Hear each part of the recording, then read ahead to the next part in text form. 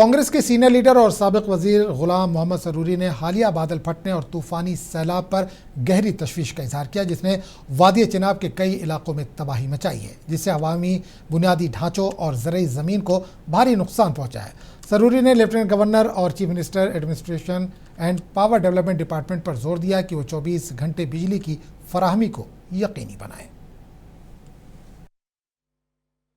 تو جہاں تک ابھی مجھے معلومات ہوئی کہ یہ بوجھوا کا علاقہ میں ایک تو روڈ ابھی بند ہے، گندی سے لے کے تو جو پتنازی کا ایریا ہے وہ روڈ بھی بند ہے، اور پتنازی سے لے کے کتھر تک وہ روڈ بھی بند ہے۔ کتھر میں راشن کی زبردست قلت ہے، وہاں پہ نہ راشن ہے، نہ پانی ہے، نہ بجلی ہے، کچھ بھی نہیں ہے۔ لہٰذا اس کے لیے میں